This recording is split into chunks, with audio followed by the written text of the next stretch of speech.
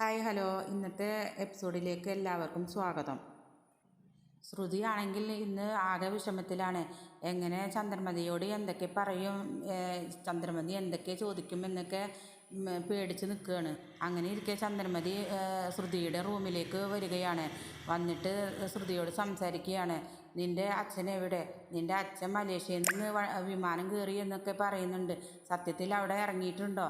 ഇങ്ങനെ സത്യത്തിൽ നിനക്ക് ഇങ്ങനെ ഒരു അച്ഛൻ തന്നെ ഉണ്ടോ? അതോ നീ നുണ പറഞ്ഞ് ഞങ്ങളെ പറ്റിക്കുകയാണോ എന്നൊക്കെ. ചന്ദ്രമതി ആണെങ്കിൽ ആകെ ചൂടാവുകയാണ് ശ്രുതിയോട്. ശ്രുതി എന്നിട്ട് വിഷമിച്ച് ഇങ്ങനെ പരിഭ്രമിച്ച് നിൽക്കുന്നുണ്ട്. ചന്ദ്രമതി പറയാണ്, നീ ഈ കുടുംബത്തിലുള്ള എല്ലാവരെയും പറ്റിക്കുകയാണോ?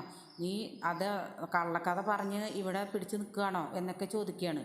പിന്നീട് ശ്രുതി പറയാണ്, ആൻറ്റി വിചാരിക്കുകയാണോ ഞാൻ കള്ളം പറയുന്നു എന്ന് പറയാണ്. ചന്ദ്രമതി ചൂടായി പറയാണ്, എനിക്ക് നീ നുണ പറയാണെന്ന് നല്ല ഉറപ്പുണ്ട്. നിൻ്റെ കല്യാണം കഴിഞ്ഞിട്ട് ഇത്ര ദിവസമായി നിൻ്റെ അച്ഛൻ ഒരു വട്ടം പോലും ഒന്ന് വിളിച്ചിട്ട് പോലുമില്ല എന്നൊക്കെ പറയാണ്. ശ്രുതി പറയാണ്, ആൻറ്റി അത് അച്ഛൻ ബിസി ആയതുകൊണ്ടല്ലേ. നീ വെറുതെ ചുമ്മാ അച്ഛൻ ബിസിയാണ്, ബിസി കുസിയൊന്നും പറയരുത്. മലേഷ്യ ഭരിക്കുന്നത് നിൻ്റെ അച്ഛനാണോ എന്നൊക്കെ ചോദിക്കുകയാണ്. മകളുടെ കല്യാണം കഴിഞ്ഞിട്ട് ഇത്രയായി, ഒന്ന് മകൾ സുഖമാണോ, സന്തോഷത്തിലാണോ എന്നൊക്കെ അച്ഛൻ അന്വേഷിക്കില്ലേ? എന്താ നിൻ്റെ അച്ഛൻ ഒന്നും അന്വേഷിക്കാത്ത? എന്നാൽ വർഷയുടെ വീട്ടിൽ നിന്ന് അവളുടെ അച്ഛനും അമ്മയും വിളിക്കാറുമുണ്ട്. അവർ ഇടയ്ക്കൊക്കെ വരാറുമില്ലേ? പിന്നെ അവർ വീട്ടിൽ നിന്ന് പോയതല്ലേ എന്നൊക്കെ പറയാണ് ചന്ദ്രമതി അമ്മ.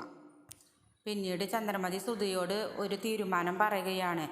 നീ ഇവിടെ നിൽക്കണോ വേണ്ടേ എന്ന് ഞാനൊരൊറ്റ തീരുമാനം എടുക്കും. അത് നിനക്ക് നല്ലതിനല്ല എന്നും പറഞ്ഞ് ചന്ദ്രമതി റൂമിൽ നിന്ന് ഇറങ്ങി പോവുകയാണ്. ദേഷ്യത്തോടെ ചന്ദ്രമതി റൂമിലേക്ക് വരികയാണ്. എന്നിട്ട് പറയാണ്, ശ്രുതിക്ക് അച്ഛനുണ്ടെങ്കിൽ എത്രയും പെട്ടെന്ന് ഇവിടെ എത്തിക്കൊള്ളണം, അല്ലെങ്കിൽ ഞാൻ അവൾക്കൊരു തീരുമാനം എടുത്തിരിക്കുമെന്നൊക്കെ പറയാണ്.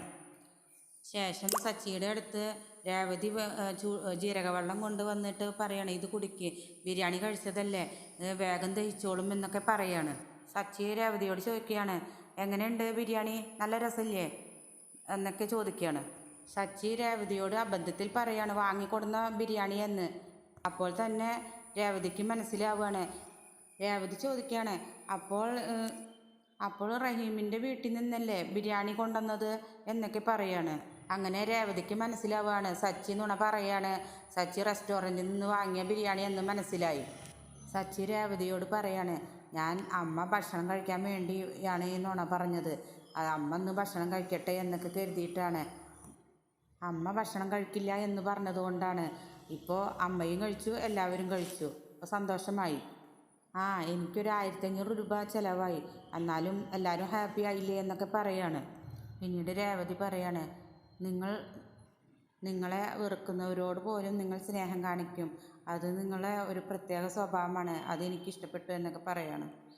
ദിവസം കഴിയുന്തോറും സച്ചേട്ടനോടുള്ള സ്നേഹം എനിക്ക് കൂടി വരികയാണ് എന്നൊക്കെ പറഞ്ഞ് അവർ സന്തോഷത്തിലിരിക്കുകയാണ്. പിന്നീട് ശ്രുതി ഒരു ബിരിയാണിക്ക് വെച്ച് ഒരു കഥ മെനയാൻ തീരുമാനം എടുക്കുകയാണ്.